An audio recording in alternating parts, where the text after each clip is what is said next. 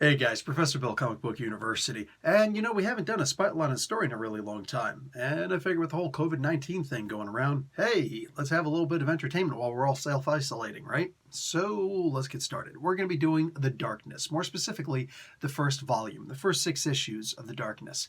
The Darkness is this amazing freaking character that was created back in the day, back in the 90s, when Image Comics first separated from Marvel properly. The people, like 10 people got together and like, screw you, Marvel, and for the most part DC too, but mostly Marvel, and they're like, yeah, I'm going off on our own. So they went off and they decided to do this Image Comics thing, which was going to be a self-created thing, like we own our own things, and it's true, it actually did happen, because this Image Comics title, The Darkness, along with Witchblade and whatever, actually went off and they formed their own company called Top Cow.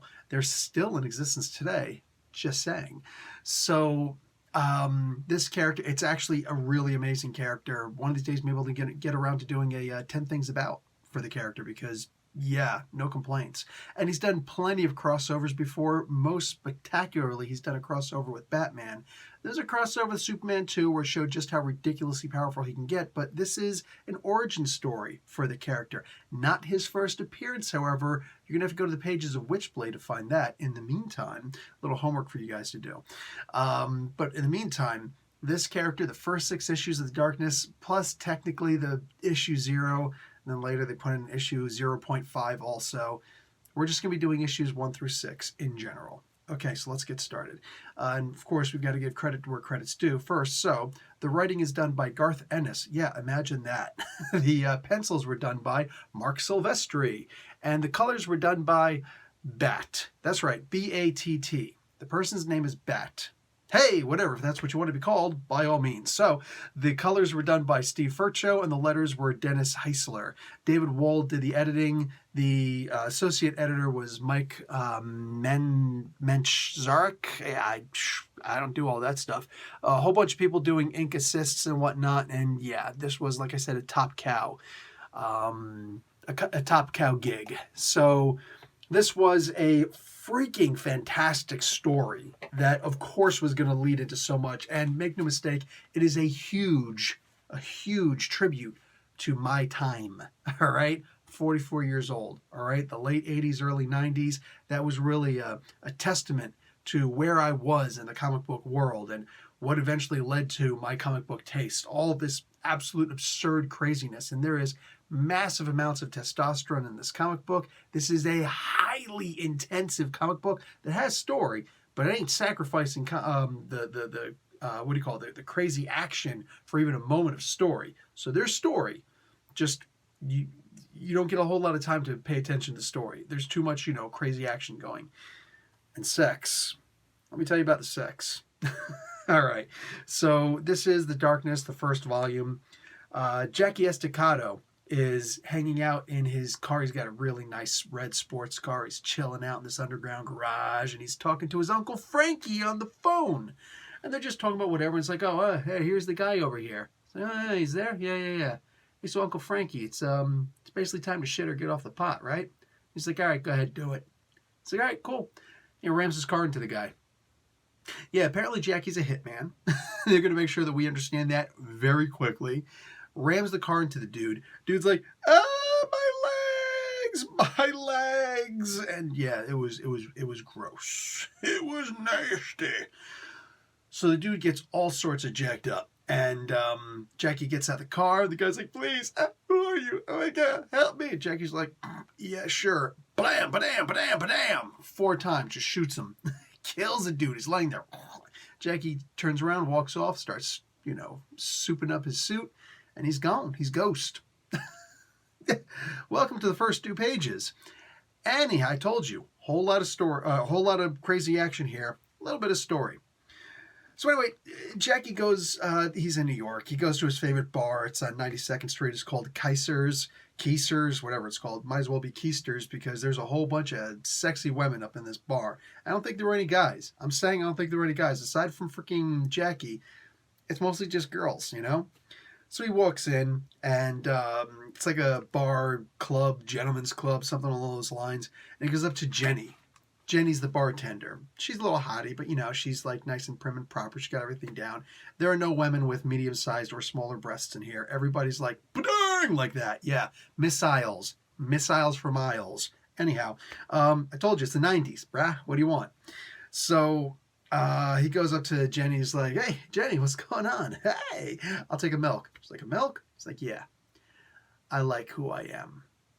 Okay, cool. So Jackie doesn't subscribe to many of the vices that a lot of people will subscribe to, in the sense of, I need to get wasted because, hey, he's always got to, sleep with one eye open, so to speak. So, and unlike Bill the Butcher, he does have two eyes, so he can't actually get a good night's rest. In the meantime, he's got to keep himself sober in order to do that. Okay, so he's chilling out, and all of a sudden this girl Shandy is there, and he's just like, hey, how you doing? And he's macking up on her, and she's really stupid. He's like, yeah, I think I can get you a walk-on part to The Simpsons. I want you to think about what I just said there. A walk-in part on the cartoon called The Simpsons. A walk-in. And she fell for it.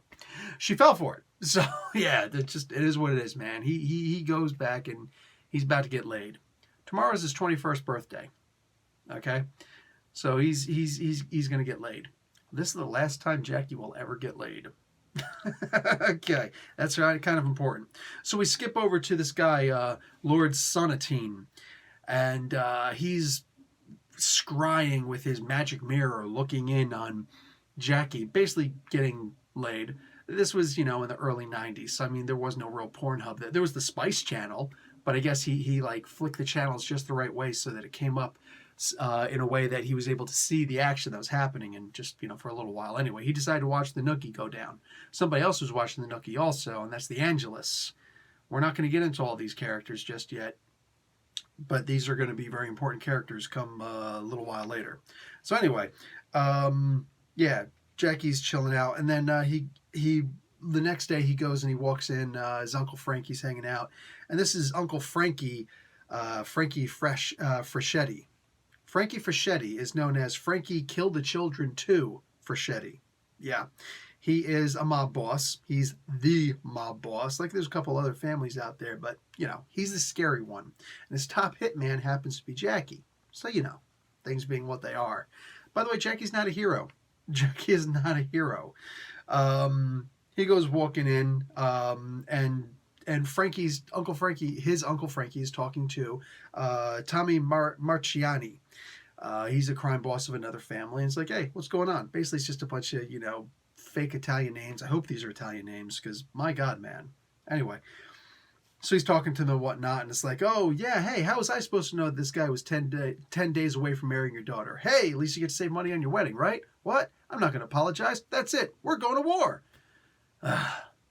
So it turns out that the guy that Jackie ran into at his uncle's behest was actually the groom-to-be for Tommy Marciani's daughter. Damn, dude. He didn't know. Nobody knew. It is what it is. Plus, turns out the guy was actually working for Frankie. And he was screwing things up. He was spying, basically. You know what I'm saying? So, yeah, the whole thing is just completely messed up. And something really stupid went on, and this is going to come back to haunt people in a little while. In the meantime, grenade!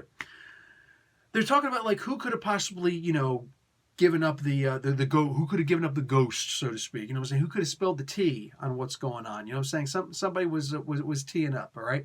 Somebody went and spilled the tea on what was going on. It's like, okay, this is a bad thing. We got to figure out who this is. He goes up to this one dude, Mo. Jackie goes up to this one dude, Mo. Hey, Mo, was it you? Because you're standing there sweating. Huh? What's going on? And Jackie's just really messing with him for the most part. All of a sudden, a grenade comes flying in through the window. He's like, uh-oh. Kicks Mo in the nuts. Throws Mo on top of him. Mo's a big guy. He'll be fine. Grenade blows up. Mo's laying there. He's not fine. Blood coming out of his mouth. He's like, Frankie, you know what's funny? Yeah, what's up, Mo? He's like, it wasn't really me who ratted. Oh, hey, no hard feelings, right, Mo? No hard feelings, Jackie. He dies like Rosie the Robot on the Jetsons. Dead. Look, man, I told you, we are not sacrificing story for even one iota, one moment We're getting in with all this freaking action going on. So these guys are all sorts of pissed off. Like, who's the guy who freaking threw the grenade? Well, the guy got away. I don't know what to tell you. So, yeah, that happens. Jackie decides to go home, and what do you call it? While he's sitting at home, he doesn't have a woman with him this time.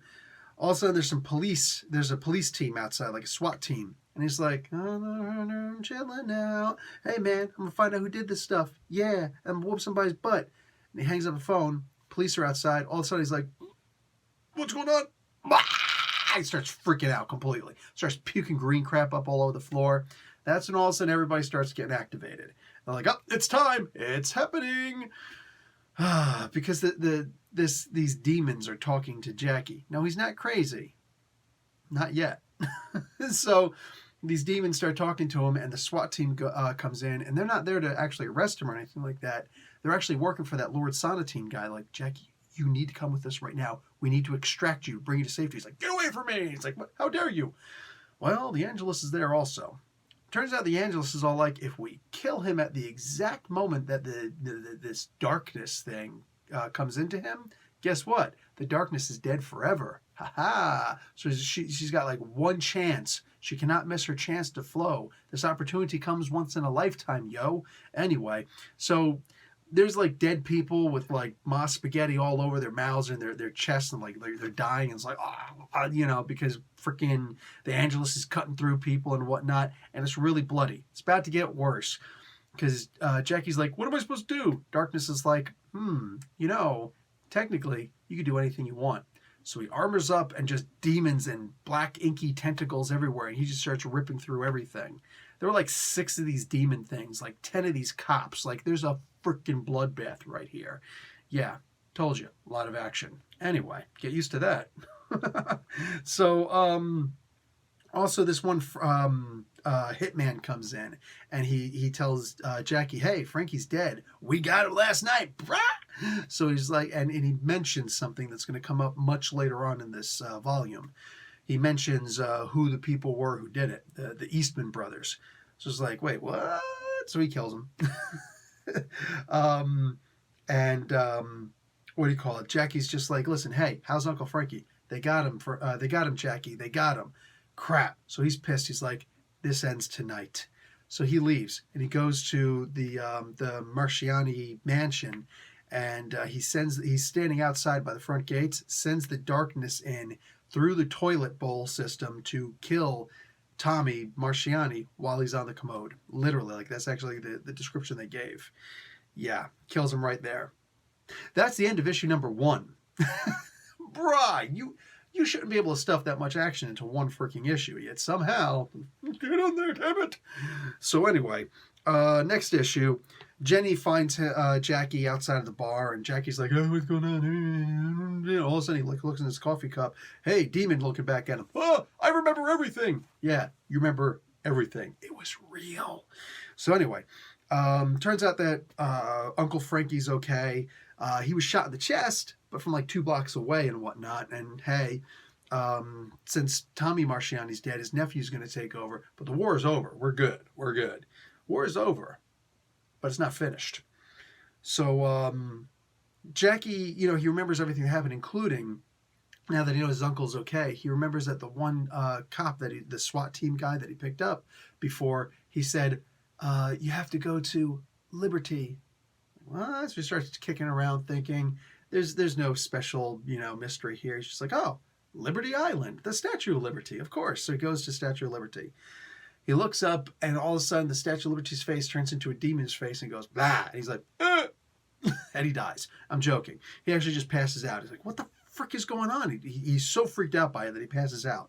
Wakes up a little while later, and Lord Sonatine is there. They're like 100 feet below the freaking Statue of Liberty. I'm like, hey, listen, man. So here's what's up.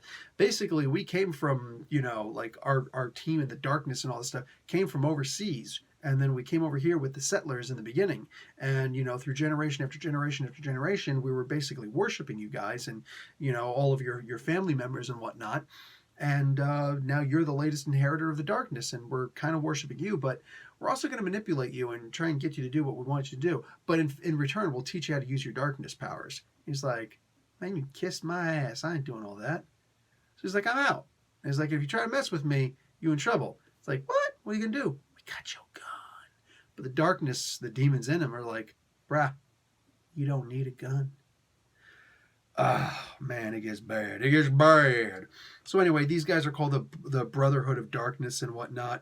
What do you call it? Jackie goes back to the bar. It's like, you guys stay away from me or I'm whooping all your asses. All right? And he leaves. They're like, Lord Sonatine, how can you let him get away? It's like, you do realize that he's more powerful than me. And he would cut through my magic in a heartbeat. And once he did that, he would kill all of you guys. And what am I supposed to do? So I saved you. They're like, okay, we still follow you. Anyway, so they decide they're going to go to the freaking bar and try and see what they can do. Jackie's at the bar also, and he's talking to Jenny, and all of a sudden he meets this hot model chick. Yeah, how you doing? So he decides to, hang out with the model and whatnot. It's a funny thing. Like, this is a product of its times. He's hanging out with the model, and she's like, wait a second, so you're saying that you can get me a walk-on part in the movie, and I can actually kiss Matt LeBlanc? He's like, well, maybe you can kiss Matt LeBlanc if everything goes right. If not, it's going to be David Schwimmer. So obvious reference to Friends. Central Perk, baby. Hey. So anyway, they leave, and they're about to go and, get the Nook in the apartment. And Sonatine walks in, and he's talking to Jenny. He's like, where is this guy? Like, what's going on? Where's Jackie at? It's like, dude, you let him leave. Why'd you let him leave? Well, you're going to find out why. And she starts explaining, leave us alone. It's got nothing to do with you. Buzz off, shitbird, whatever. And he's just like, where is he? I want to know right now. I'm whooping your ass, woman. And she's like, man, he's off getting laid, whatever. So he's just like, what? No! And best line in the entire comic book. We have to stop Jackie from having sex. That's how the second issue ends. Let's move on from there, because it can only get more interesting, right? So they decide to kidnap Jackie. Third issue, they decide to kidnap Jackie. Jenny. Jackie, on the other hand, he's going up with this hot model chick who's dumber than dog crap up to his apartment on the 69th floor. I see what you did there. You see, this is the product of my generation. Back then, we were just like, oh my God, he lives on the 69th floor. That's so cool. God, we were stupid. Anyway, it's still fun. While he's up there, Butcher Joyce is up there cleaning. Who's Butcher Joyce? Okay, basically, while he was, in the room, the hospital room, seeing his uncle unconscious, his friend there, Don Vito Vito's like, yeah, he got hurt, blah, blah, blah, whatever. And he's like, hey, Don Vito, could you help me out? Could you maybe get the, Butcher Joyce to go up and pull a Houdini? I got some, some like 16 dead things up there. Basically, you remember the story with the whole freaking John Wick thing? This was way before John Wick. Might have gotten references from this story. I'm just putting that out there. It's out in the ether now. Can't take it back. Okay. So he's just like, I'm going to need some help with this. He's like, I'll send up Butcher Joyce. Don't worry about it. You know what I'm saying? He's going to clean. He's going to take care of those dead bodies for you. He won't ask any questions. Okay, because some of those things have wings. Jackie, I don't know what kind of freaky crap you're into, but I don't want to know. So he'll clean for you. So while Jackie's up there and he's trying to get laid, he's hearing some noises in the bathroom. He goes in there. There's Butcher Joyce trying to shove freaking dead bodies down the toilet bowl with a plunger. I'm not here to ask questions, brah. I'm not here to ask questions. But anyway, all of a sudden, an entire crap show opens up. There's some like the SWAT team downstairs and whatnot. Freaking all sorts of crazy stuff comes in. Sonatine breaks into the freaking door. He's like, hey, Jackie, you have to stop. He's like, what are you talking about? He's like, listen, man, if you have sex with this nasty hooker, basically, you're going to die. He's like, wait, what? So now we find out the price, okay? The price of being the darkness is that the darkness enters into another person, through normal conception, birds and the bees, guys. I'm not here to sit you on my lap, all right? And it's like, hey, it conceives, and then when the kid's born on the 25th birthday, that kid becomes the darkness, right? The stroke of midnight of the 21st birthday. Okay, cool. But what happened to the other darkness? Well, once that person conceives, all of a sudden, that person dies. Wait, what? There can only be one darkness. So if I'm the darkness and I go and I get laid, within an hour, as long as, there's some impregnation happening, all of a sudden, I'm dead immediately. And the darkness is in that seed. What? So conception, for the Darkness at least, really does start at conception. Wow, that's, oh my God. Wow, that's crazy. Life starts at conception. Anyway, so yeah, Anyway, it's like, well, couldn't I just wear contraception? The Sonatine's like, dude, what kind of contraception is 100% foolproof? He's like, no. Now look, I'm just saying, when I was a kid and I was young and I was dumb and I didn't know any better, I'm just like, yeah, every time that you have sex with a woman, like, she's gonna get pregnant, so don't have sex. I was a young conservative kid. What do you want? So anyway, like, oh my God, so this guy can't have sex. It seems like it's not a big deal for a superhero. Did I mention Jackie's not a superhero? So anyway, he's literally screaming, no! It's like Darth Vader's got nothing on him. No, this is like, it's out of the apartment building and everything. Emperor Palpatine's up there like, yes, let it flow. Not the sperm, because that would be a bad thing. But everything else, let it flow. Let the anger and the hatred and the fear flow. Dude, freaking wild. Anyway, one of these days I'm going to take a breath. But I told you, nothing but action in here. And even the story, a little kinky. All right. So, what do you call it? It turns out the model was also sent by the Angelus. It was one of the angel type characters who was made mortal in order to be able to, trick Jackie into having sex so that, it could conceive, and all of a sudden Jackie's dead. Gotcha. 21 years. I'll see your seed later. Right? Anyhow, so actually, I wonder, couldn't it technically still be, whatever, who cares? It's a freaking comic book. There's a reason why it would somehow still get to 21 instead of just die. Die now. Anyway, so yeah, the angel tries to go and kill Jackie because he's like, you need to go, girl. I'm not interested right now.